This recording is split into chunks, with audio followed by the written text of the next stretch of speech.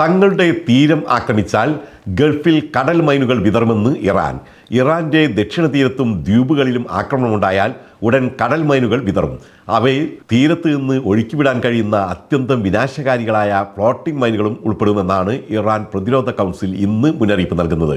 Hormuz കടലിടുക്ക് തുറന്നു കൊടുക്കുന്നതിനായി Trump Iran അനുവദിച്ച 48 മണിക്കൂറുകൾ ഇന്ന് രാത്രിയോടെ അവസാനിക്കും.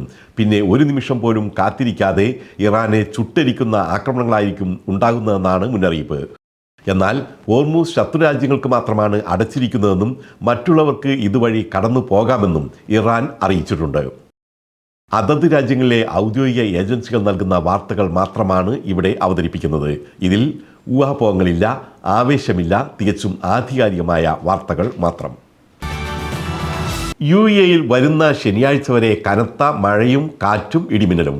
വ്യത്യസ്ത തീവ്രതയിലുള്ള മഴയ്ക്കും 45 കിലോമീറ്റർ വരെ വേഗതയുള്ള കാറ്റിനും സാധ്യതയുണ്ടെന്നാണ് ദേശീയ കാലാവസ്ഥാ കേന്ദ്രം അറിയിച്ചത്.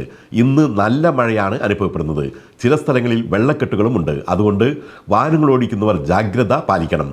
ഷാർജ, അജ്മാൻ എന്നിവിടങ്ങളിലെ എല്ലാ പാർക്കുകളും അടച്ചതായി അധികൃതർ അറിയിച്ചു. നാളെ വടക്കൻ, കിഴക്കൻ, തെക്കൻ പ്രദേശങ്ങളിലും തീരപ്രദേശങ്ങളിലുമാണ് കനത്ത മഴ പ്രതീക്ഷിക്കുന്നത്. തങ്ങളുടെ ജീവനക്കാരുടെ സുരക്ഷ ഉറപ്പുവരുത്തണമെന്ന് സ്വകാര്യ സ്ഥാപനങ്ങൾക്ക് അധികൃതർ മുന്നറിയിപ്പ് നൽകുന്നുണ്ട്. പ്രതികൂല കാലാവസ്ഥയെ നേരിടാനായി ഷാർജയിൽ തയ്യാറെടുപ്പുകൾ ശക്തമാക്കി. ഹയർ കമ്മിറ്റി ഫോർ റെയിൻ എമർജൻസീസും അതിൻ്റെ ഫീൽഡ് ടീമുകളും ചേർന്ന് മുൻകരുതൽ നടപടികൾ സ്വീകരിച്ചിട്ടുണ്ടെന്നാണ് ഷാർജ മുനിസിപ്പാലിറ്റി വൃത്തങ്ങൾ അറിയിച്ചത്. ഒമാനിലും ശക്തമായ മഴയാണ് അനുഭവപ്പെടുന്നത്.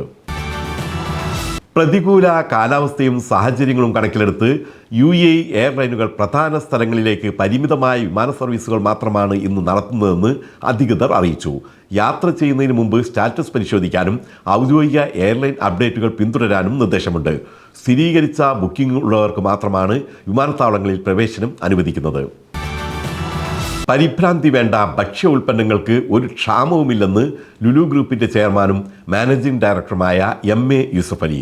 മാംസം, ചീസ്, ശീതീകരിച്ച പച്ചക്കറികൾ, പഴങ്ങൾ, അരി, പയർവർഗ്ഗങ്ങൾ എന്നിവയുൾപ്പെടെ എല്ലാ സാധനങ്ങളും ലുലുവിൽ ലഭ്യമാണ്.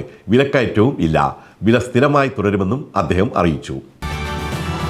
ഇറാനിലെ ബുഷർ ആണവ നിലയത്തിന് നേരെയുള്ള US ഇസ്രായേൽ ആക്രമണങ്ങൾ അങ്ങേയറ്റം അപകടകരമാണെന്ന് റഷ്യ. അത്തരം ആക്രമണങ്ങൾ പരിഹരിക്കാനാകാത്ത പ്രത്യാഘാതങ്ങൾ ഉണ്ടാക്കുമെന്നും ക്രെംലിൻ വക്താവ് ദിമിത്രി പെസ്കോവ് മുന്നറിയിപ്പ് നൽകി. യുദ്ധം 24-ാം ദിവസം ഇസ്രായേൽ ലെബനനിലെ ലിതാനി നദിക്ക് കുറുകെയുള്ള കാസിമിയ പാലം തകർത്തു.